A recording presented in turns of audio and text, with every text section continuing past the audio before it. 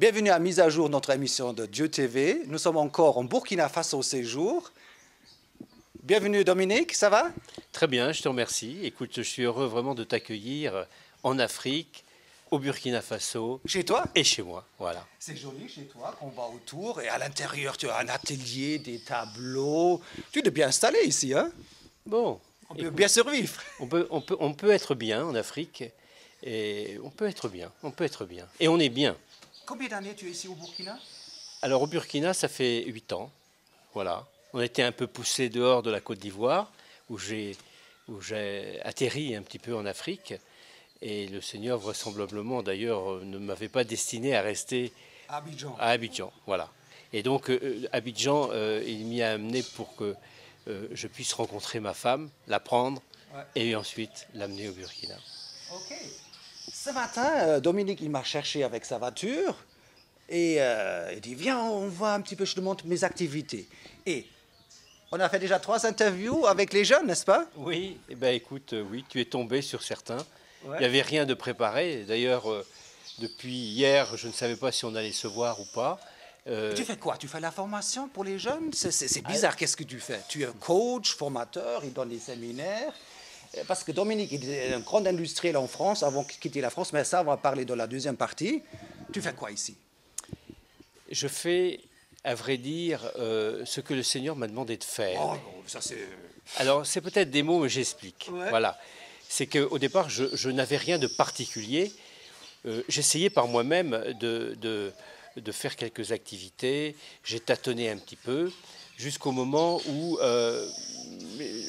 le pasteur de mon église m'a donné l'opportunité. Le pasteur Mamadou Karambiré, on referme. Oui. M'a donné l'opportunité de m'intéresser aux jeunes et de faire quelque chose pour eux en les aidant à organiser une première université des jeunes. Voilà. J'avoue que je n'étais pas prédisposé à ça, que je n'avais pas un intérêt particulier, ni aucune vision à ce moment-là. Tu as commencé petit avec des locaux sur le terrain, et à un moment à l'autre, tu as cherché tes propres locaux quand on a visité ce matin. Oui, en fait, je n'ai pas cherché, les choses se sont déroulées graduellement, progressivement. La vision est venue, elle aussi, très progressivement. J'étais pas vraiment dans une vision immense. J'étais plutôt dans la soumission au Seigneur. Dominique, on regarde juste quelques images parce qu'on ne veut pas ennuyer nos gens de Dieu TV. Ils ont l'habitude d'avoir des vidéos. Alors, on y va.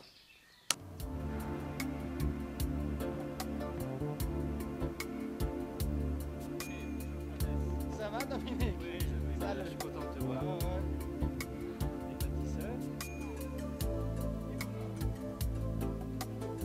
Du internat ici? Oui, c'est internat. C'est-à-dire qu'il y a des gens qui dorment ici. Ils viennent parce que comme ils viennent du Bénin, ils viennent du Niger, ils viennent des provinces également. Donc ils ont besoin d'être hébergés totalement. Donc ils sont pris en charge complètement. Voilà. Donc ici,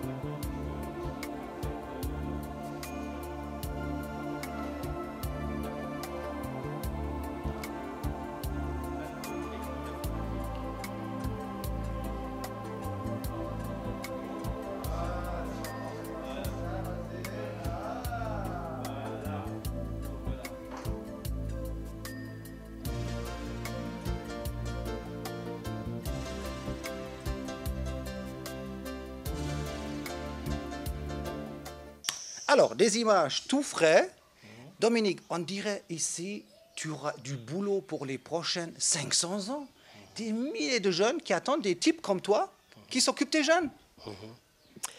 Alors, oui, mais j'espère qu'il y en Il y a aura quoi à faire, beaucoup. hein. Oui.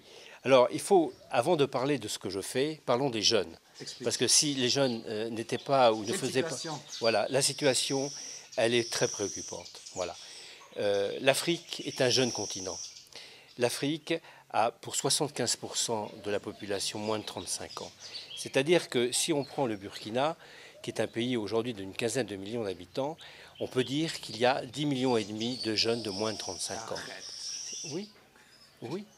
Et sur ces 10,5 millions de jeunes, on peut globalement dire, même peut-être même en étant un petit peu optimiste, que la moitié d'entre eux n'ont ni travail, ni formation, ni rêve, ni vision, ni espoir, et ils sont dans la désespérance totale. C'est-à-dire que la société ne sait pas comment les gérer, les familles ne savent pas comment les gérer. Mais le gouvernement, il fait des annonces. Si vous avez des idées, si vous voulez lancer votre entreprise, on va financer vos rêves, vos projets. Et c'est quoi qui se passe avec tout ça? Parce qu'il y a de la volonté. Oui, mais c'est une grande confusion. La première, c'est que l'entrepreneuriat est quelque chose d'extrêmement important. Hein, c'est pas facile non plus de lancer. Mais c'est toute la valeur ajoutée, c'est toute la création de richesse, c'est tout aussi toute cette vision nécessaire pour le développement. Mais en même temps, tout le monde n'est pas destiné à être un entrepreneur. Être chef d'une entreprise. Un entrepreneur, c'est pas quelqu'un de plus intelligent, de plus grand, de plus merveilleux. Non, c'est quelqu'un qui a reçu la mission d'entreprendre. Voilà. Mais on peut réussir sa vie sans entreprendre. On peut réussir sa vie en faisant bien ce qu'on a à faire. Un bon vendeur, un bon gestionnaire. Mais un médecin, etc. Il y a des tas de métiers, etc., qui ne nécessitent pas d'être un entrepreneur et qui progressent toujours et qui cherchent de maximiser et de font que cette société est équilibrée, harmonieuse, etc. Voilà. Et ce qui serait terrible, et ce qui est terrible, c'est de laisser penser les jeunes que si on n'est pas un entrepreneur, on ne va pas réussir sa vie. C'est une erreur vraiment terrible. Alors, tu proposes un mix quelque part dans les cours. En fait, les politiques ont un rôle à jouer. Hein. La société civile a un rôle à jouer. Les autorités spirituelles ont leur rôle à jouer. Et les familles, ce sont les derniers qui, eux aussi, ont un rôle à jouer. Le problème aujourd'hui, c'est que aucun ne sait véritablement le rôle qu'il doit jouer et ils ne font rien. Ils ne font rien et ils sont d'autant plus paralysés que le problème est immense. Voilà. Alors, il faut bien comprendre que ce continent avait 250-300 millions d'habitants il y a 50 ans. Aujourd'hui, c'est 850 à 900 millions. Hein, et dans 30, 40 ou 50 ans, eh bien, ça sera le double, ça sera 1,7 milliard à 2 milliards. Si, aujourd'hui, ces 5,5 millions de jeunes au Burkina n'ont pas de réponse, si cette bombe dont la mèche, on peut dire, est déjà allumée, s'il ne se passe rien, eh bien, dans 20 ans, 30 ans, 40 ans, ils seront 2 fois plus nombreux et le problème sera 2 fois plus grand. Dominique, j'ai encore un autre extrait parce qu'on a fait pas mal d'interviews. Regarde. Ben, le bâtiment derrière moi, c'est le centre d'enseignement des bâtisseurs du monde. C'est le siège en fait. C'est là où les jeunes stagiaires bâtisseurs sont enseignés. Il y a l'internat et aussi les salles de cours. Vous avez le désir de créer une entreprise, démarrer? Oui, j'ai le désir de créer une entreprise. Quel secteur? Dans le secteur du multimédia. Je pense qu'ils ne nous racontent pas des choses de la France. C'est une réalité. Nous vivons une réalité de l'Afrique. Vous savez, lorsqu'on va dans les écoles, généralement, les gens ont leur manière d'entreprendre, mais tout en ignorant le monde dans lequel ils vivent. Et moi, je pense personnellement qu'on ne peut pas entreprendre sans connaître le milieu dans lequel on est. Et c'est dans ce sens que M. Charbonneau essaie de nous faire connaître le milieu dans lequel nous vivons et la manière dont nous pouvons entreprendre dans ce milieu pour que les choses puissent marcher. Vous voyez, par exemple, nous sommes au Burkina où il fait excessivement chaud, et si on veut entreprendre quelque chose qui ne peut pas marcher dans la chaleur. On peut se lancer dedans, mais 1 à 2 ans, ça ne pourra pas marcher. Alors, après avoir analysé le milieu, après avoir fait l'analyse du milieu, facilement, on peut se dire, ah, je suis dans un milieu, avec telle activité, ça peut marcher, tel autre ne peut pas marcher. Ça vaut beaucoup de la peine. Moi, particulièrement, ça m'a apporté beaucoup de bien, parce que je croyais que pour commencer un projet là, il fallait d'abord de l'argent. Et j'étais là au début d'un projet, et vraiment, il m'a injecté beaucoup de choses qui m'ont amené à laisser le côté argent tomber et à aller avec d'abord la sagesse de Dieu et maintenant présenter ce que j'ai déjà fait aux gens et les gens ont commencé à m'aider. Mais quand je n'avais rien fait, d'abord les gens n'acceptent pas m'aider. Bon, on peut dire que c'est des théories de la France, mais quand vous participez aux conférences, vous vous rendez compte que c'est comme s'ils vivaient nos problèmes ici. Ah bon, il vous comprend? Ils nous comprennent tellement. Et nous aussi, nous arrivons à comprendre rapidement ces enseignements. Et c'est quoi votre projet? C'est un projet. Le projet consiste à distribuer les produits pharmaceutiques dans les cabinets de soins et les dépôts pharmaceutiques dans les provinces. Dominique, dans les images, on vient de voir les bâtisseurs. Qu'est-ce que ça veut dire, les bâtisseurs? C'est des gens qui construisent des maisons ou c'est caractériel pour construire le caractère d'une personne? C'est quoi ça? Bien, les bâtisseurs, c'est le nom, bâtisseur du monde d'ailleurs, c'est le nom que m'a donné le Seigneur. Ah bon? Oui. Le Seigneur m'a indiqué, m'a précisé, oui, nous avons un Dieu précis. Une école de bâtisseurs? De faire, non, de m'occuper des bâtisseurs et de faire en sorte que certains bâtisseurs puissent bâtir un monde meilleur. Okay. Alors, un bâtisseur, c'est quoi? Eh bien, d'abord, on est bâtisseur si on bâtit quelque chose. Et pour bâtir quelque chose, il faut déjà soi-même être construit, bâti, minimum. Donc, voilà. Caractère. Donc, le caractère, en soi-même, la vision, la compréhension de ce monde, et ensuite être opérationnel. D'accord. Voilà. C'est-à-dire qu'il y a plusieurs aspects. Il y a l'aspect de se réévaluer en tant qu'homme. Hein, pourquoi est-on sur cette terre? À quoi je sers? Quelle est ma destination, etc. Ensuite oui. Eh bien, c'est dans quel monde je suis. Ouais. Parce que si je ne sais pas dans quel monde je suis, et si je ne comprends pas le monde dans lequel je suis, je ne peux pas trouver ma place. Des circonstances qu'on trouve ici au Burkina et pas en France. Et c'est un gros problème parce que, bah oui, au Burkina et en Europe, les réalités ne sont pas les mêmes. D'accord? Mais si on ne connaît pas les réalités de ce monde, les interactions de ce monde, on ne peut pas trouver sa place. Et la suite, après? Et si on ne peut pas trouver sa place, construire à un moment à l'autre son avenir. Ensuite, il faut repartir, recréer sa propre vision. Ouais. Parce que quand on a la vision d'un monde dans lequel on sait la place que l'on doit avoir, eh bien, à ce moment-là, on peut commencer concrètement adapter à être opérationnel. Ouais. Voilà. Alors, évidemment, l'entrepreneuriat, comme je le disais tout à l'heure, c'est pas donné à tout le monde. D'accord? Un entrepreneur, qu'est-ce que c'est? Rapidement. C'est quelqu'un qui va prendre beaucoup de coups. Il va en prendre, ok? Et c'est quelqu'un qui va se relever très vite, plus vite que les autres. Il va avoir cette capacité. Les nerfs. Physiquement, c'est un engagé. C'est un engagement, ok? C'est quelqu'un qui va garder le cap, plus que les autres. Il va avoir une détermination. Mais surtout, et dernièrement, c'est quelqu'un qui va s'intéresser absolument à tout. Il va avoir une vue, une vision de ce monde. Ça, c'est l'entrepreneur. Mais pas tout le monde est entrepreneur. Même non, pas 10%. Alors, ok, oui. Alors, un entrepreneur, c'est quelqu'un qui doit réunir un certain nombre de compétences. Et pas tout le monde naît à ça.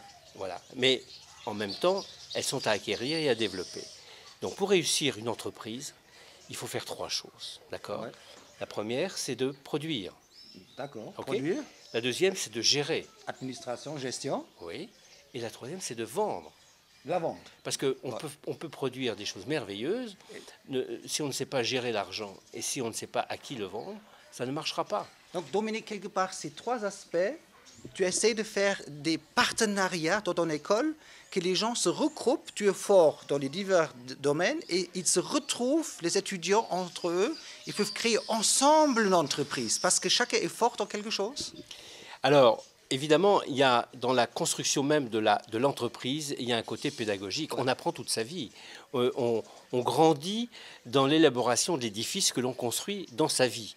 Voilà. Et celui qui, dans un premier temps, a des prédispositions pour produire, il va avoir besoin de trouver son complément direct. Éventuellement, celui qui gère un peu mieux, qui a un peu moins de vision dans la production, mais qui a un peu plus de vision dans la gestion. Et puis, il va y avoir celui qui a un peu plus d'aisance et effectivement un peu plus d'entre-gens ou de savoir-faire dans la vente. Voilà. Et ils vont s'apercevoir tout seuls, sans même que je pousse, qu'ils ont intérêt à entreprendre ensemble. As-tu l'impression que cette mayonnaise, elle prend? Oui, alors c'est une mayonnaise qui va se solidifier. Pour qu'il la baie?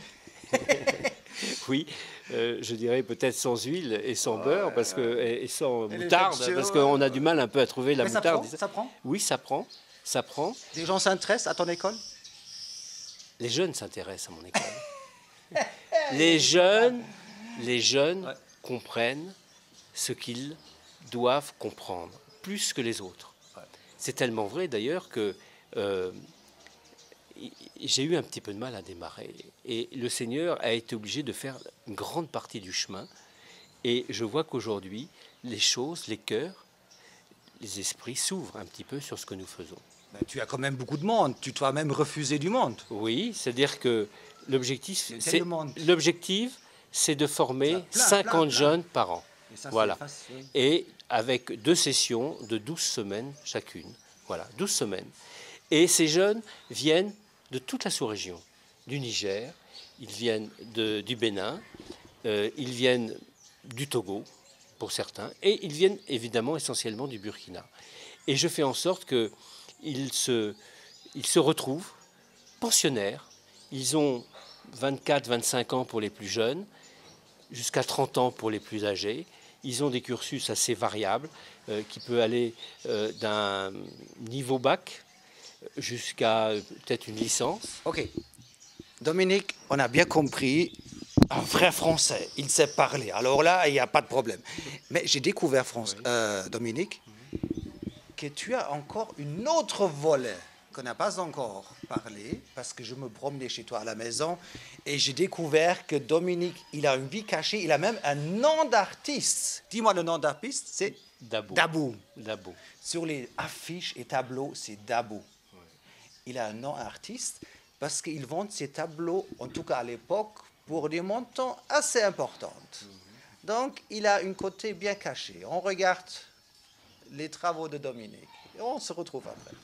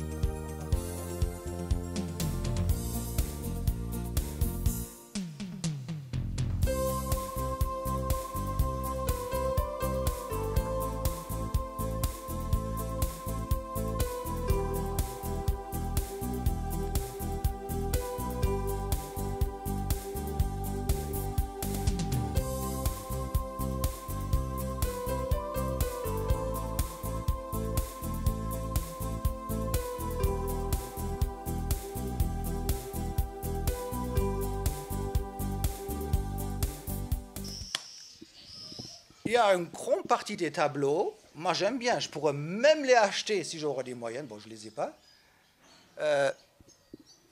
Tu continues ou tu as un moment de pause ou tu as arrêté? On est où avec la peinture? Alors, en fait, la peinture en soi, c'était un vœu profond que j'avais depuis que j'étais jeune, puisque j'ai démarré ma vie professionnelle et mes études, en tout cas j'ai fini mes études en faisant des études d'art décoratif. Et puis ensuite, je n'ai pas eu le temps et l'occasion dans ma vie professionnelle de tellement développer cet aspect des choses. Mais je l'ai gardé profondément en moi et ça m'a vraiment aidé à vivre. J'ai toujours rêvé, espéré et rêvé de peindre. Et tu as réussi. Même certains tableaux, ils ont ça arraché, ils sont partis pour des grands prix. Oui, oui. Tu avais une galerie à Abidjan, c'est juste. Oui. Et ça part quand même. Bon. Alors c'est fini cette époque.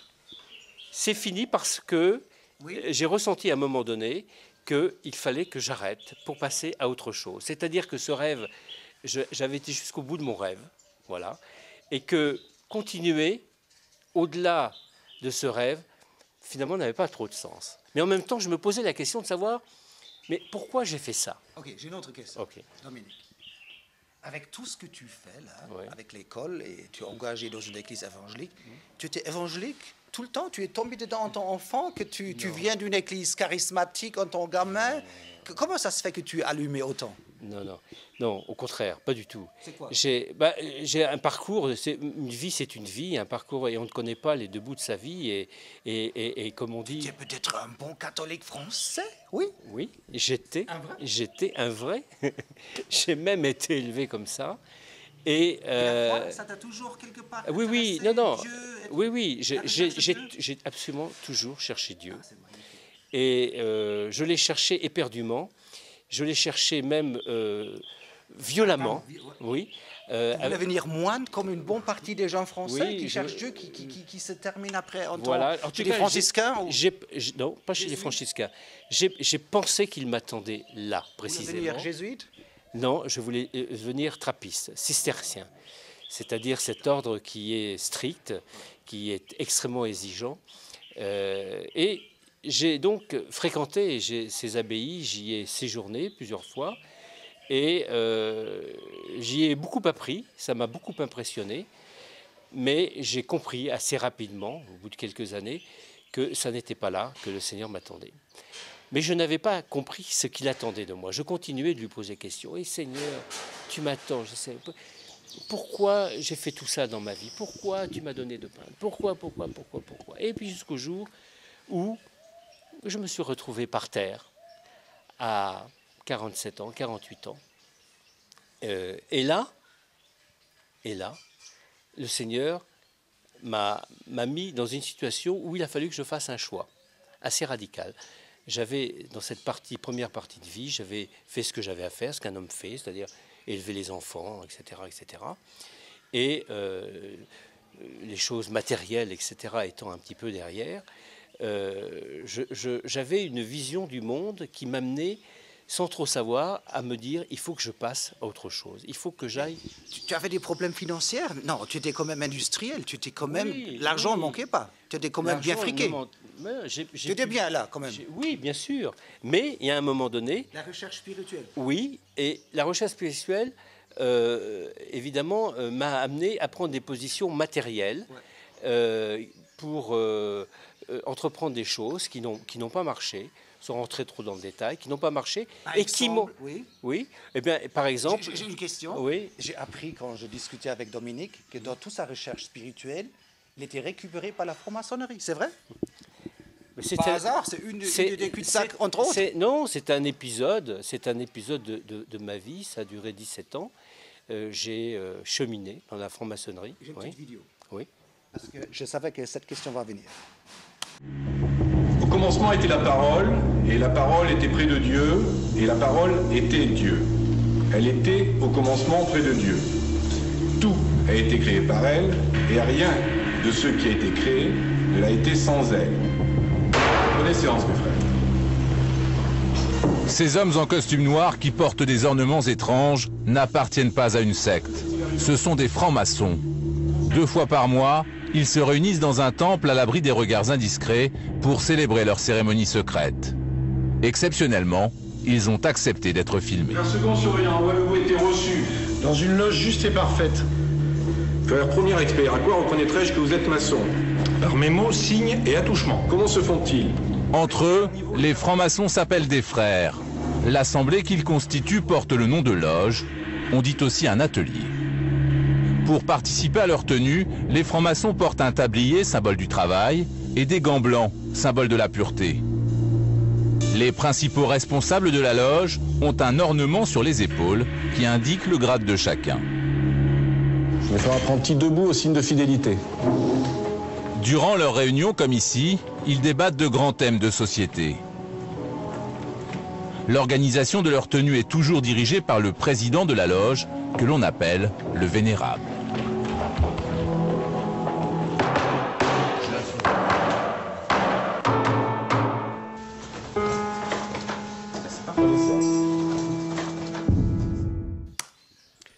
Dominique, il faut avoir peur de la franc-maçonnerie ou il faut faire son chemin? Les deux. Les deux. Les deux. Je pense que, en fait, je souhaitais être franc-maçon parce que, dans le fond, je souhaitais chercher Dieu et les raisons existentielles. En ce sens, ma démarche n'était pas mauvaise. Elle était celle d'un ignorant qui cherche là où il ne doit pas chercher. C'est aussi une expression, un ignorant. Hein? Voilà, ignorant. Et j'étais un ignorant, voilà. Et je ne cherchais pas du bon côté. Je ne regardais pas au bon endroit. Comme, à mon avis, la plupart des francs-maçons. En France, la franc-maçonnerie, c'est quand même un tissu qui est assez dans l'industrie. Hein? Donc, on peut vivre aussi sur la franc-maçonnerie, je pense. C'est possible en France? De vivre sans la franc-maçonnerie? Oh oui, absolument. Et on peut être... Oui, tout à fait. On peut faire des bonnes affaires? Oui, tout à fait. Alors, après, la franc-maçonnerie... par extension, eh bien, effectivement, il y a un peu de corporatisme, il y a des fraternels, etc., qui se forment. Et évidemment, il y a je dirais, des conjonctions peut-être d'intérêts qui sont peut-être excessives, en tous les cas, qui sont certainement des formes peut-être de déviance. Mais on peut dire, le dernier degré, des gens tout en haut de la franc-maçonnerie, leur but, c'est quand même de gouverner le monde. Alors... de contrôler le monde. Sûrement, on peut l'imaginer, comme d'autres groupes d'ailleurs, parce que c'est vrai que ces gens-là sont dans une forme d'élitisme total et d'obscurantisme qui les amène à imaginer des scénarios. Oui. Et le franc-maçon, le but que beaucoup ignorants ne savent pas, parce que je posais la question à plusieurs adeptes en Suisse, le but suprême, c'est construire un troisième temple à Jérusalem afin de dominer le monde depuis Jérusalem. Qu'est-ce que tu penses? Je ne pense pas grand-chose de ça. C'est certainement vrai. C'est peut-être le monopole de quelques personnes. Et c'est peut-être tout le problème. Mais pour le petit pour 98% des francs-maçons, c'est une amitié. Non, c'est la spiritualité. C'est une démarche personnelle, de construction personnelle, qui a des résurgences spirituelles, qui a des résurgences intellectuelles, et qui permet d'avancer dans une construction, une édification personnelle. Je crois qu'il n'y a pas mal, et que tous ces gens pensent qu'ils ont raison dans cette démarche. Je crois que le problème, s'il y a tant finalement de francs-maçons et de gens qui cherchent en franc-maçonnerie, en fond, ils cherchent quoi? Ils cherchent ce que nous, chrétiens, nous avons. On a trouvé dans l'Église. Mais bien sûr. C'est lui qui a dit, hein? C'est Dominique. Bien sûr. Parce que si ils avaient cette révélation spirituelle, eh bien, ils ne pourraient pas continuer d'être francs-maçons. Dominique, après tout ce que tu as vécu ces dernières années, as-tu l'impression qu'enfin tu es à l'aise, enfin que tu es bien dans ta peau?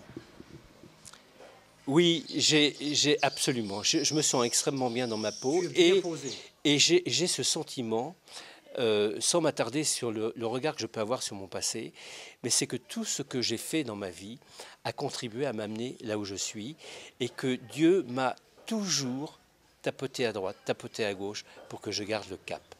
Et j'ai ce sentiment profond qu'aujourd'hui, je suis là où je dois être. Et aujourd'hui, je n'ai pas envie ni de prendre de l'avance, ni de considérer du retard. Je suis là où je suis au moment où je dois être là. Et d'une manière très pragmatique, j'avance pas à pas. Mais en même temps, je suis serein, je me sens allégé, je me sens dépouillé de plein de choses encombrantes, de plein de choses inutiles. Et tu as une paix en Dieu. J'ai une paix en Dieu que j'essaie de communiquer. Avec, non pas mes certitudes, mais avec ma compréhension des choses, que j'essaie de faire partager à ces jeunes, pour qu'eux-mêmes ne soient pas sous le poids de choses inutiles, qui sont de vouloir prouver des choses. On n'a rien à prouver. Moi, je me rends compte que j'ai voulu prouver, et ça m'a bouffé des années de ma vie. Mieux être un humble serviteur qui provoque un certain choix. Hein. Oui, tout à fait. Et de trouver dans le regard des autres. Investir dans l'humain.